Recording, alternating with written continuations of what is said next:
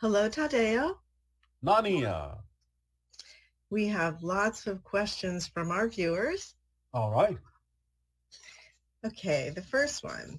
Is there a way to unite the unconscious and the subconscious minds with the conscious mind so that we can be consciously aware of all three? And would there be an advantage to our physical experience that way? As long as you are physical, you will not completely dissolve all three, but you can allow them to work more efficiently together and mirror the physical version of a higher mind. But while you are physical, all three are somewhat necessary so that you can experience timing and processing of whatever information your conscious mind truly needs at any given moment. So there will always be some slight holdback, some slight process of funneling the information that's necessary at any given moment through. But yes, you can allow, by accelerating yourself, by raising your frequency, the barriers to become less solid so that they can work together. All three divisions can work together much more efficiently, much more fluidly. Okay. And this person says, I'm interested in why we are specifically among all the other options for who or what we could be as a unique expression. So I guess why we are who we are. How is it possible for us to have preferences if we all come from unconditional love? Because it is unconditional by the very definition of the word, you can be whatever you choose to be. Therefore, you choose whatever theme of exploration at any given moment your consciousness believes will allow it to experience what it needs for its own growth, whatever it is interested in exploring in that sense. So you have the freedom to choose whatever you wish. Do we have the option of choosing to come to Earth to do negative things? You do have that option, but again, remember that when you say negative, a lot of times you will choose negative mechanisms to do positive things. For example, the idea that you are limiting your consciousness in order to have a physical experience is a positive utilization of a negative mechanism because you are imposing a limitation for various positive reasons, for experiential reasons, on your broader consciousness. So yes, in the way that you meant the question, it is possible that you may see that someone doing something that would be considered to be negative could inspire others to act positively and perhaps change things in a more positive direction by having something negative to push against. Is there an optimal way to meditate? And is there like a best length? And is 10 minutes just as effective as 1 hour? Or? Not necessarily. It takes about 15 minutes for the neurological pathways of your brain to rewire themselves effectively in a lasting way. So the idea of whatever form of meditation you are attracted to would be the best thing for you, the best permission slip. And we would say optimally, allow yourself at least 15 minutes. You can go for longer. You can go for an hour. Again, it depends upon how you decide to adjust it that works best for you. But at the very minimum, 15 minutes is usually required for most physical individuals to allow for the appropriate amount of rewiring of the brain to be effective in terms of making the changes that you typically seek to make. Okay, thank you. Following up from the guilt and responsibility transmission, is guilt always an indication that there is an energy alignment necessary, or can that mechanism get out of whack a bit? Is it possible for us to have a habit of unnecessarily being guilty when we feel guilty about things that we don't even need to really be adjusted about? And if so, how can we know the difference and clean up the confusion and the energy alignment mechanism can work as intended? The sensation you call guilt, that you recognize as guilt, is always an indication that there is a misalignment within you or a negative belief at work. Otherwise, it's just awareness and recognition of something. It doesn't necessarily have an experience of guilt attached to it if you're just aware of something from a neutral position. The idea of being guilty when you know you have no need to be guilty in that sense is one of the results of actually giving in to the negative definition, the negative belief system, because again, it keeps attempting to perpetuate itself and thus continues to perpetuate the guilty feeling, even when you intellectually know there's no reason for you to experience guilt. So that is simply a residual side effect of, or an echo, if you will, of having given in to the idea of the negative and fear-based belief that creates the initial guilt feeling to begin with. The idea, again, is to recognize that it comes from a fear-based belief, to explore and investigate yourself with honesty about what that belief could be, and truly get to the core understanding of what the fear-based belief is telling you as a story, to allow yourself to really see the details in that story and recognize that they are generally nonsensical when you get to the heart of the matter. That is how you can dissolve any reason to keep perpetuating the idea of guilt and allow yourself to let that go. So as an example, survivor guilt, is there a way to transmute that? Or is that happening at such a deep level? And it seems a little different than normal guilt. It is not. It is not different because it still is the result of harboring a negative belief that you could have done something, and in some senses it robs other individuals who may have passed on of their choices. So to be guilty about the fact that you are still alive while someone else may have died is, again, nonsensical, because you are not allowing yourself or allowing them to have made their choices from a higher level. You're not trusting the timing of what's going on. Now, this doesn't mean that the idea of what causes the death cannot be mitigated, cannot be changed in the future for other people. But the idea of whatever it is that does happen, even if it results in someone else's death, must simply be recognized as the result of belief systems or themes or choices that they have made, even unconsciously. And to be guilty about being someone who remains alive, in some sense, dishonors the choices that they made, instead of utilizing those to make differences in your own life and in your own understanding about your connection to those who have passed on into spirit. So survivor guilt, again, is simply a residual recognition of the fact that you've been holding on to fear-based beliefs and negative beliefs about your own worthiness to be alive, about the choices you are making. And it can be used in a positive way to correct anything that might have been a misunderstanding, a misinterpretation, or a miscalculation in your own life. But the idea of holding on to the guilt does not allow you to move forward, nor does it allow you to develop a recognizable relationship with those who have passed on in a way that can serve you and in a way that honors them for their choices. You talk sometimes about how there are consequences to our choices and actions. Yeah. How can we hear the word consequences so that we don't perceive it in a negative or punitive way? Sometimes I fear consequences catching up with me from past mistakes, even though I've already healed, learned from them, and brought myself back into alignment. How can I release that fear and work with this teaching in a more positive way?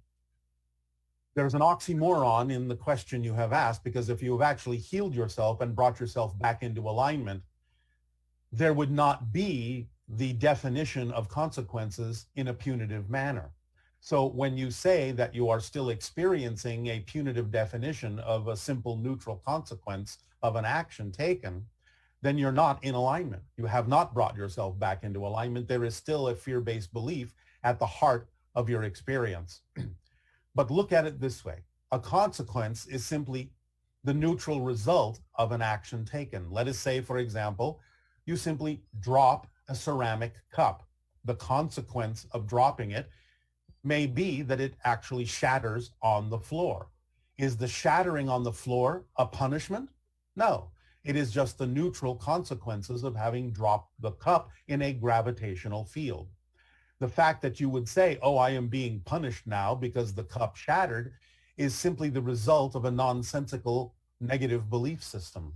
So by recognizing the nonsense in the idea of defining something that is simply the neutral result of an action taken, but keeping upon it the idea of self-judgment, then you can more easily separate the concept of punitive definitions from a neutral consequence. Can you tell us the best way to follow the higher mind? How can we trust and understand its messages? And is it possible to follow the messages of the higher mind without first working with the shadows of the subconscious mind? Again, this is a slight misunderstanding of the formula that we have shared with all of you. Following your passion is what allows you to determine what to let go of so that you can more readily follow the higher mind's guidance, which comes to you through passion. Remember, the toolkit that is contained when you act on your passion contains the reflective mirror that brings to your attention the idea of any belief within you that is out of alignment with your true vibration. So by acting on your passion and allowing the ideas to come up that may be out of alignment and working with it to let it go, you actually give yourself more ability to have more discernment and deal with these ideas of negative belief systems more easily in the future. So it is the very act of following your passion that brings these things to your attention, because bringing these things to your attention is part of your passion. Okay, thank you. Yes.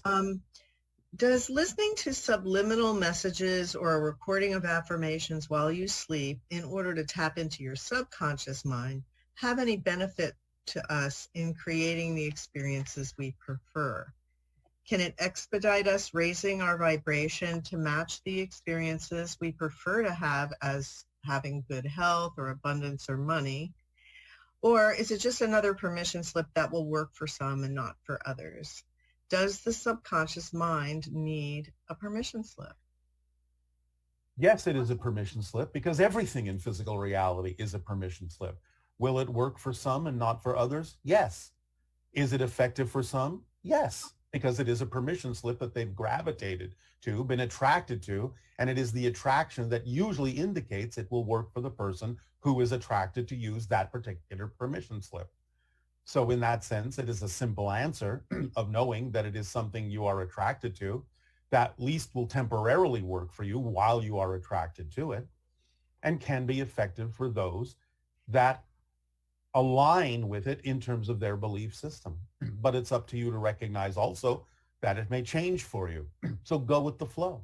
Whatever it is you're attracted to as a permission slip, by all means use it for the length of time you are attracted to it. When you're no longer attracted to use it, you'll find that something else will work for you. That's part of your evolutionary growth. Can you mention some of the ways that our higher mind communicates with us?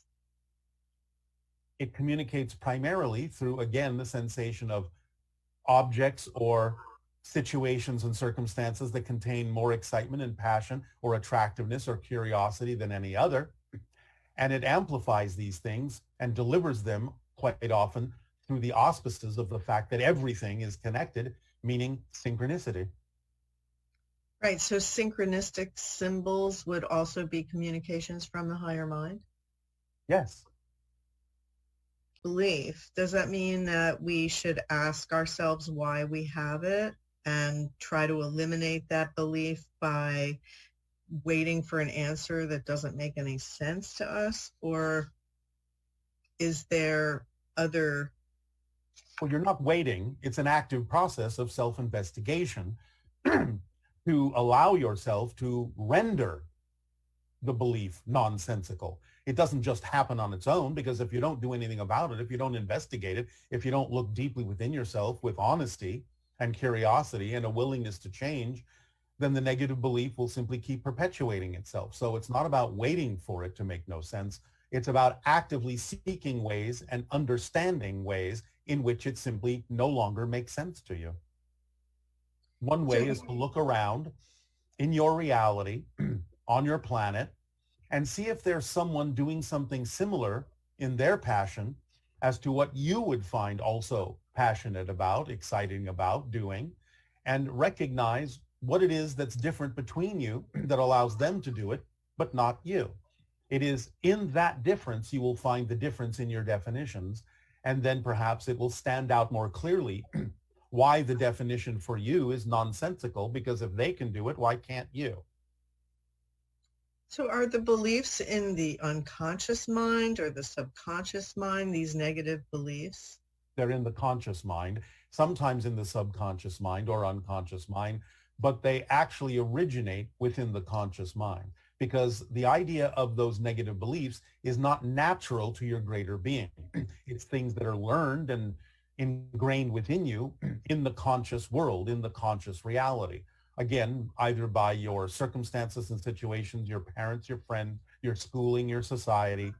These are all introduced into the conscious mind. Aspects of these then beliefs, negative beliefs, filter into your subconscious and unconscious mind when you are given perhaps contradictory information that you don't know how to process, don't know how to handle. So you store them in the subconscious and unconscious mind to be released later when you might gain enough information and knowledge and experience to be able to understand them at that point, bring them back into the conscious mind to determine for yourself at that point what it is that's nonsensical and irrelevant for you and what it is you determine you will keep believing in. So again, the subconscious and unconscious mind are used as different types of reservoirs to hold on to things you can't immediately process. But all of these negative beliefs are, in a sense, received by the conscious mind. Now, the only exception to this, and it's not really an exception, but just an augmentation, would be that if you have decided as a spirit to come into the reality with a certain theme you will explore, then you might allow the conscious mind to be, shall we say, more open to receiving some of these negative and fear-based beliefs that you will then use in your process to overcome and, shall we say, transform so that you can fulfill the theme that you chose to explore. But the fear-based beliefs are still received by the conscious mind, even though you make, shall we say, set up a likelihood of accepting them from a higher level to begin with as a representation of a theme that you will choose to explore. Can you comment on the idea of compartmentalization and how that can shield one from the consequences of negative beliefs?